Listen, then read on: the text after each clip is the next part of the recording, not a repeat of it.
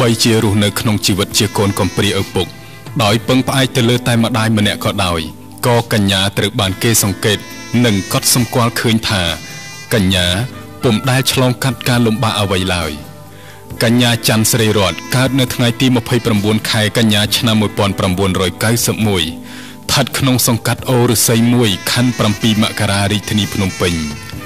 កញ្ញាបានរស់នៅជាមួយនឹងម្ដាយឈ្មោះវ៉ាន់ច័ន្ទនារីដែលមានមុខរបរជាមន្ត្រីក្រសួងព័ត៌មានកញ្ញាមានបងប្អូនចំនួន2នាក់ស្រីម្នាក់ប្រុសម្នាក់កញ្ញាគឺជាកូនពៅនៅក្នុងគ្រួសារចំពោះកម្រិតវប្បធម៌នាពេលបច្ចុប្បន្នកញ្ញាកំពុងបន្តការសិក្សាថ្នាក់បរិញ្ញាបត្រផ្នែកទីផ្សារឆ្នាំទី4នៅសាកលវិទ្យាល័យជាតិគ្រប់គ្រងកញ្ញាបានឈានជើងចូលប្រឡូកក្នុងវិស័យសិល្បៈដំបូងគេបង្អស់នៅឆ្នាំ2010ហើយឈានជើងចូលក្នុងវិស័យសិល្បៈនេះ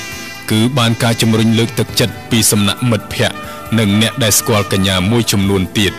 ហើយជាពិសេសគឺអ្នកម្ដាយរបស់កញ្ញាផ្ទាល់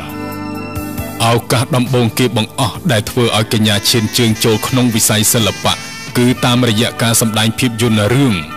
បណ្ដាសារបស់ផលិតកម្មព្រំមាសភាពយន្តដែលពេលនោះកញ្ញាបានដើរជាតួសំខាន់នៅក្នុងរឿងដោយមើលឃើញពីសមត្ថភាពនិងទេពកោសល្យនៃការសម្ដែងដ៏ប៉ិនប្រសប់របស់កញ្ញាត្រូវបានផលិតករជាច្រើនជ្រើសរើសយកកញ្ញាទៅថតខ្សែភាពយន្តជាបន្តបន្ទាប់ដែលមានដូចជារឿងក្រោមមេឃបើគ្មានអូនដែលផលិតដោយស្ថានីយ៍ទូរទស្សន៍បាយ័នរឿងមហាតិគុណរបស់ស្ថានីយ៍ទូរទស្សន៍បាយ័នរឿងម្ចាស់គំនុំម្ចាស់ស្នេហ៍រឿងមេឃមួយច័ន្ទពីរហើយការបង្ហាញមុខនៅក្នុងវិស័យសិល្បៈដែលធ្វើឲ្យមហាជនគាំទ្រនិងស្គាល់កញ្ញាកាន់តែច្បាស់នោះគឺតាមរយៈការថតស្ពតឲ្យក្រុមហ៊ុន Honda ឆ្នាំ2011បន្ទាប់ពីមានឈ្មោះបោះសម្លេងស្ទើរទូទាំងប្រទេសកម្ពុជារួចមកកញ្ញាក៏បានឈានជើងចូលទៅប្រកួតពានរង្វាន់កញ្ញាឯកទេសចរនៅប្រទេសចិននិងប្រទេសវៀតណាមក្នុងនាមជាសិល្បករនីតំណាងឲ្យប្រទេសកម្ពុជាផងដែរ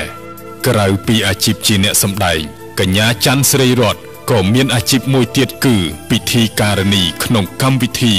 តន្ត្រីលើទឹករបស់ស្ថានីយ៍ទូរទស្សន៍ហង្សមាស HD TV ប៉ុន្តែដោយសារតែកញ្ញារវល់ជាមួយនឹងការសិក្សាកញ្ញាក៏សម្រេចចិត្តសុំសម្រាកមួយរយៈទៅថ្ងៃអនាគតកញ្ញាចង់ក្លាយជាអ្នកគ្រប់គ្រងផ្នែកទីផ្សារម្នាក់កញ្ញាក៏ត្រូវបានមហាជនបោះឆ្នោតគាំទ្រឲ្យចូលប្រឡងយកពានរង្វាន់ក្នុងកម្មវិធីអប្សរា Award ឆ្នាំ2014របស់ស្ថានីយ៍ទូរទស្សន៍អប្សរាប៉ុស្តិ៍លេខ11ផងដែរ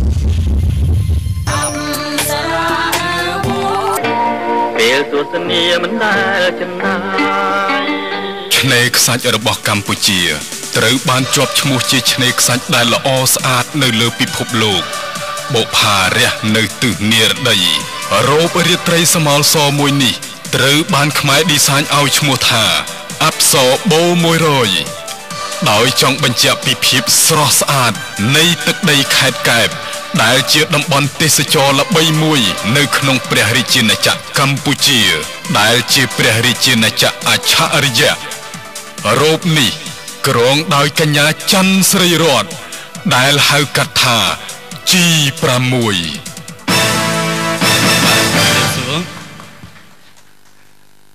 ចាជំរាបសួរបងនេះខ្ញុំរំភើបពេកចាជាដំបងនេះខ្ញុំក៏សូមគោរពនឹងជំរាបសួរលោកគ្រូអ្នកគ្រូទាំង3រូបក៏ដូចជាបងប្អូនទស្សនិកជនដែលកំពុងទស្សនានៅទីនេះក៏ដូចជានៅតាមគេហដ្ឋានផ្ទាល់តែម្ដងបាទនេះគឺការបង្ហាញវត្តមានរបស់កញ្ញាច័ន្ទស្រីរតន៍ដែលហៅកាត់ថា G6 បាទលោកអ្នកបានទទួលជ្រាបរួចមកហើយអំពីជីវប្រវត្តិពីដំណើរនៃការចូលរួមជាមួយនឹងវិស័យសិល្បៈបាទទូរទស្សនិកជនដែលកំពុងតែតាមដានទស្សនាសូមកុំភ្លេចវាយនៅ G6 ផ្ញើមកកាន់626តាមរយៈប្រព័ន្ធទូរស័ព្ទមិត្តពូនដើម្បីគាំទ្រជូនដល់កញ្ញាច័ន្ទស្រីរតន៍ឲ្យក្លាយទៅជាដែលដួងតារាដែលមានប្រជាប្រិយភាពនៅក្នុងកម្មវិធីអប្សរា Award 2014បាទសូមកុំភ្លេចចូលរួមផ្ញើសារគាំទ្រដល់កញ្ញាចង់ដឹងថាវត្តមានរបស់តារាជាបន្តជាវត្តមានរបស់តារារូបណានោះសូមអញ្ជើញទស្សនានៅសកម្មភាពវីដេអូឃ្លីបដូចតទៅដែលនឹងទស្សនាដោយភេសជ្ជៈ Power Up